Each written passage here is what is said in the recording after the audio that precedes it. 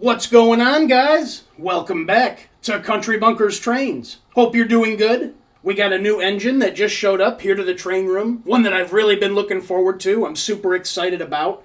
This video actually goes out to two of our O-Gauge YouTube buddies out here on YouTube. Jason over at Jason's Trains, or JD Stucks as you might know him, as well as our buddy Tom over at Tommy Z's Trains. I think both of them will greatly appreciate this engine, and I believe you'll understand why here in just a minute. We have any takers or any guesses as to what could have been hiding in this big, beautiful purple box? I tell you guys, it's an excellent piece. Absolutely awesome. I love it. In fact, I'd have to say this is probably one of, if not the most popular O-Gauge engine MTH has ever produced. I actually feel like one of the cool kids now. All the guys out here on YouTube seem to have one, and now we finally have one. I've been biding my time the last couple years, waiting and hoping to get one, and like I say, we finally have one. I did have my hands on a few of them throughout the last couple years, but unfortunately there were issues with the engines, or maybe we just couldn't agree upon a price. But it is what it is. I posted a want ad on Facebook a couple weeks ago, and I came across a gentleman who had this one that he was looking to sell. Now, although it's an extremely popular engine, and there's a ton of them out there, it's still a hard one to get your hands on. It seems the people that own these, they enjoy them quite a bit, and they don't want to sell them. They don't want to get rid of them. And on the flip side of that, when they do come up for sale or become available, they usually command a pretty hefty price tag, because again, they're in such high demand, and people have no problem selling them. But anyways, guys, enough taunting and teasing. What do you say we check out what we picked up? We got any last minute guesses? You guys ready? Here she is. Check that out. That's right, guys. We got an Erie triplex. Isn't this thing just stunning? I'm telling you, she's beautiful. What do you guys think? Would you say this is one of, if not MTH's most popular engine? I do believe it is. This thing has garnished quite a bit of attention lately, and a lot of people are hoping to see this one come back. In fact, a lot of people are hoping Lionel picked up this tooling and will soon do a Vision Line version of this engine. Personally, I'm not holding my breath, and honestly, I kind of wanted the original one anyway. You guys know what an MTH fan that I am. So I had to find one of these, and I'm extremely excited that we finally have one. Now, I'm not going to go crazy and all out and do a full-on review. That's not exactly what we do here on this channel. And on top of that, there's already a ton of videos on this particular engine out here on YouTube already. I would highly suggest checking them out if interested. But to give a quick recap, the real triplexes were built all the way back in 1914, and unfortunately they weren't exactly a great success. This engine couldn't travel over 10 miles an hour, and when in use, it exhausted all of its steam almost immediately due to the 3 sets of drivers that it has. On top of that, as the engine was in use and being worked, as the coal and water were depleted out of the tender, it lost its tractive effort on the rear set of drivers here under the tender. But when it was full and in use, this engine did have so much tractive effort that it was actually breaking couplers on cars when in use. What a beast. Ultimately, this pretty much got relegated to helper or pusher service when in use, and that's how it was used throughout its remaining years in service. Fortunately, we do not have to deal with any of these issues here in the O-Gauge world or with these MTH models. These MTH engines are beautiful runners, and one hell of a stump-pulling engine. I had a few cars hooked up to this one last night, and this thing just runs absolutely beautifully. MTH has offered the triplex 3 times now, I believe it is. The first one being all the way back in 2001, give or take, don't quote me. But it was the first one produced. It was offered with Proto Sounds 2, a 5-volt system. It was brought back and offered again in 2007. Again, a Proto Sound 2 engine with a 3-volt system. And this is the one that this one happens to be. Or as Tommy Z would say, the best of the best builds. And I gotta tell you, I do have to agree with him. I've got a few older P2 3-volt engines here, as well as obviously quite a few newer P3 engines. But I love my P3s, don't get me wrong, but I do have to say, you can definitely notice a better build quality in these older P2 3-volt system engines. These are just some fantastic pieces. You can really tell the attention to detail, the fit and finish, and just the overall build quality is superior when compared with some of the newer engines. The newer engines might look and sound a little bit better, maybe have some more detail. And again, I'm not trying to take away from them, but when you place them side by side, yeah, you can definitely tell. But anyways, back to it. MTH last offered this engine back in 2015. This was a Proto Sound 3 engine, and many people have been crying out to see it come back or return once again. This engine screams MTH, and I love it. Personally, it's one of the big reasons why I'm such a fan of MTH trains. I think, to me, this is one of their specialties, or sort of their creme de la creme back in their heyday.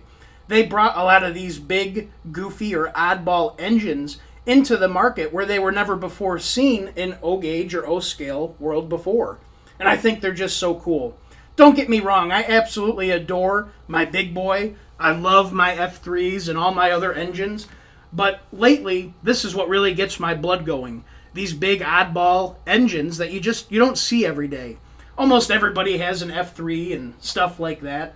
But again, you don't see these types of engines every day, and I absolutely adore them. We got a few other examples here in the collection of this type of engine that MTH made. We got the Unshrouded J up here, got the Z5 Yellowstone engine down here, along with the Z6 Challenger up front here. All of these are just impressive beauties, at least in my opinion.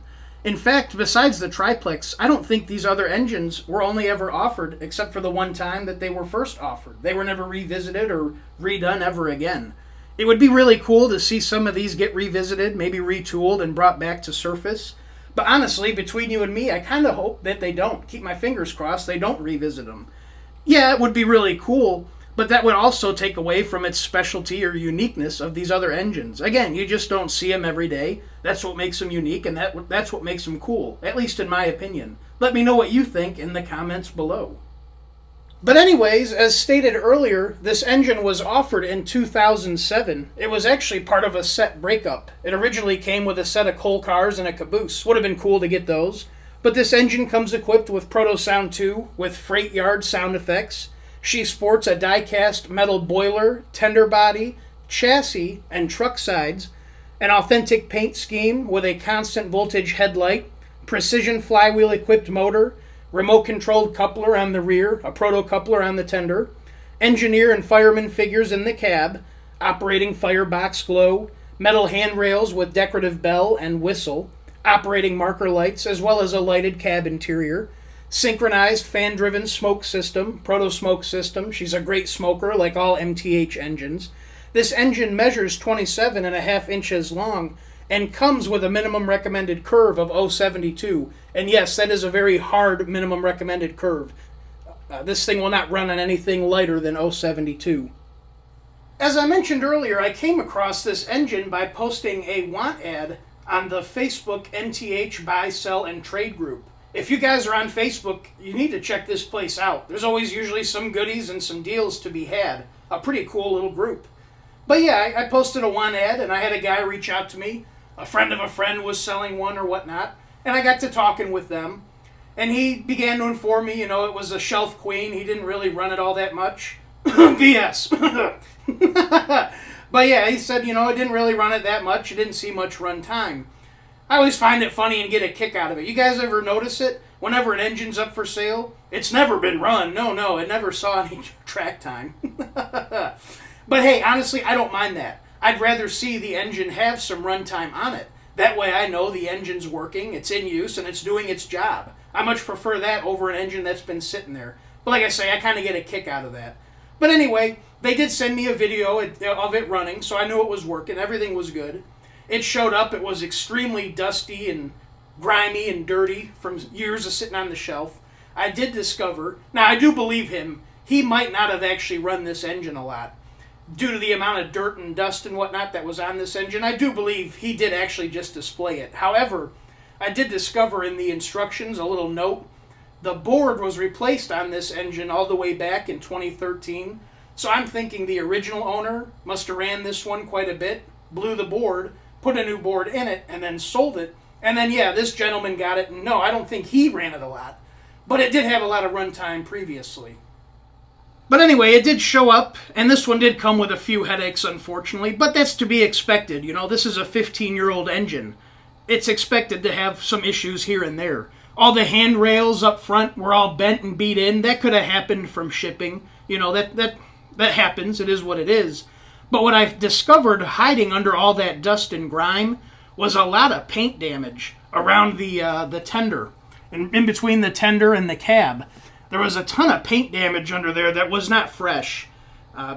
So I had to take the engine apart anyway. I took it apart, got out my trusty black Sharpie and some paint, got everything fixed up, spent a bunch of time retweaking and replacing all the handrails and getting those painted up, looking good again. And she turned out phenomenal. She looks absolutely great. Just needed a little bit of elbow grease. I've mentioned it before in the past, but a lot of people do ask what I use to clean the engines. And as I've said before, I highly recommend this stuff. This Turtle Wax Clean and Shine. A guy on YouTube turned me onto this stuff a couple years ago. And this stuff is great. This really cleans up and shines up the engines. And it just does a phenomenal job. I don't know how well the camera's going to show it and the previous pictures, but this engine was practically gray from all the dust and dirt and whatnot. It really brought the paint back to life and gave it a new shine. It does a great job. But anyway, while I had the engine apart while I was servicing it and fixing up the paint and whatnot, I also took the tender apart, went ahead and installed a brand new BCR and a new harness that I had to make up for it. Also checked on the speaker, wanted to make sure that wasn't deteriorating, and we were in good shape. So I got her all lubed up, serviced up, fixed up, and I got her placed on the track, ready to go. This is where things kind of got interesting. This engine did something that I've never experienced with another MTH engine before. In fact, Tony and myself are still kind of scratching our heads and baffled at what was happening and how I got it to fix itself and got it working again. And I wanted to share this with some of our other MTH fans here on the channel who might run into this same situation in their own experiences. But anyway, I got the engine on the track, turned the layout on, I got the engine downloaded into the remote, it uploaded into slot 35, and the engine worked flawlessly. Ran it around the layout, smoke was working, everything was working, sounds, everything. It ran flawlessly. Enjoyed it for a little bit. Turned the layout off, shut the engine down. I had my fun. Well, I come back to the layout later, fire the layout up, and I go to start this engine up, and wouldn't you know it, the system can't find it. No engine on track or no engine to be found.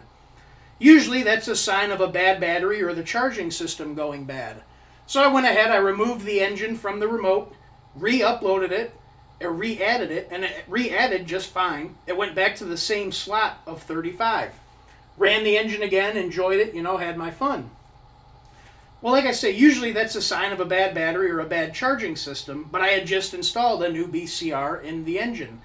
So I pulled the engine around, brought it up front, stopped it, kept it running, turned power off to the track. The BCR was working. The engine stayed on for at least 10 seconds after power was cut. So I knew the battery was working and the charging system was working. It just wasn't staying in the remote. Now, speaking with Tony, he informs me this isn't that odd of an occurrence. He has a couple other customers that have this issue as well. He doesn't know if it means maybe the board's on its way out or going bad or something like that. But his other customers, their way to combat it is every time they want to run the engine, they just re-upload it into the system and they're good and off they go. Well, I got looking around online, I was doing a little researching and reading, and I came across a suggestion about resetting your TIUs and your remote, resetting your whole system. Talking about engine slots and numbers and identification numbers, yada, yada, yada. Now, I had my reservations, but man, am I glad I did this. Obviously, we have quite a few MTH engines that run off of this system, and we have quite a few in the remote, of course. Well, as I said, this engine, when I was uploading it originally, was loading up into slot 35. So I went ahead, I reset my systems, reset the remote, and I started adding engines back into the remote. As I was adding them back in, I noticed they were going back to their original slots or numbers that they were in. Well, this engine, when I got to it, I uploaded it up. Instead of going to slot 35, it went to slot 1, which was before occupied by my Rail King Alco on the wall behind me. Well, wouldn't you know it, that did the trick. Once it got put into slot 1, this engine remembered its ID after turning off all the power, and it runs flawlessly now. I tried resetting the ID manually in the remote once it was found, back to 35 just to try it out, and guess what? It wreaked havoc. It started acting up again. But once re-uploaded and kept on slot 1, It runs beautifully. So if you guys run into this issue, it might be worth a try. Maybe the engine has a burnt-in number or something, or its identification number that it just has to have. And if you have an engine currently in your system in that slot, it's not going to remember itself. Just something to keep in mind. I found it quite odd, but I'm happy with the results. It works. Now I got to see if that Alco will run outside of slot 1. Keep your fingers crossed. I've been babbling on for way too long. What do you say we go ahead and take this beauty for a spin around the layout? As always, we'll be using the extended sound sequences throughout the video. Let's go ahead and get started. Let's get her steam. We got a schedule to keep.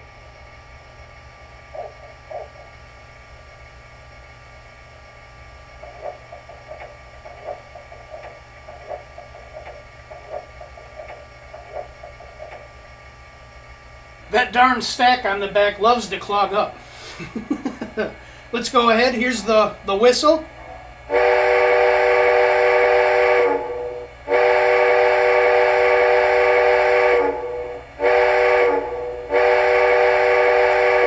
And the bell.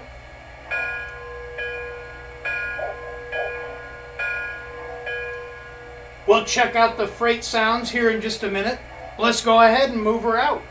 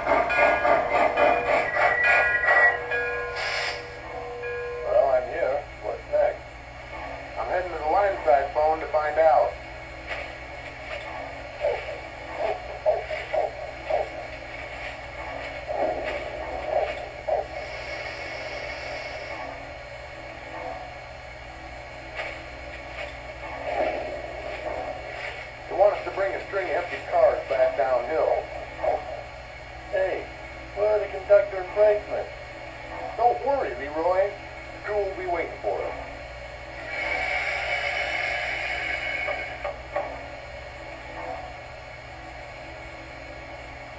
Good. I see the caboose is already attached to the string of cars. Hey, it looks like we need to get pulling water before heading back down. All right, let's get that tank filled and get going. Hey, bring that spout over.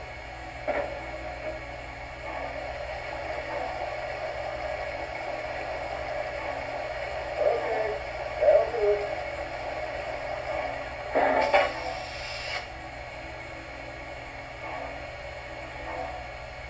Hey, remember, the caboose is already attached to the train. If you couple as hard as you normally do, you'll knock over the crew's coffee pot. You just keep the steam up. I'll take care of the throttle. All right, I warned you. Just keep the steam up.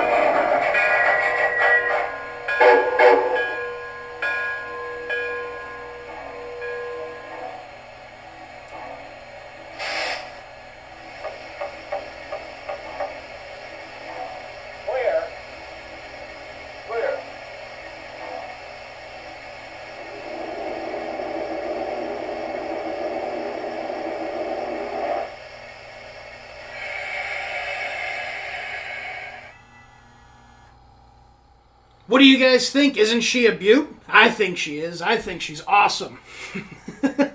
Jason, my man, we had matching Berks. Now we got matching triplexes. What's next? I do have that Angus on order that MTH recently announced. Those two together are going to look awesome. That Angus and this triplex on the layout together, yeah, that's going to be quite the sight. I did want to throw it out there just in case. I do have my eyes out for what seems to be the most elusive oddball engine that I've yet to come across. But maybe one of you knows where one is for sale, or maybe possibly has one that they're looking to get rid of. I am keeping my eye out for an A2 Berkshire. I've had my eye out for one for quite a while. Sid over at Sid's Trains keeps taunting me, showing off his on his channel, that SOB. But yeah, if you guys happen to know where one might be, or if you have one you might be looking to sell, please reach out to me in my email. You can find my email on the About page here on the channel. I hope you enjoyed this video and the new triplex. If you did, please make sure to like, comment, and subscribe. It would be much appreciated. But anyways, guys, until next time, my name is Zach, and this is Country Bunkers Trains. Y'all take care. I'll see you the next go-around.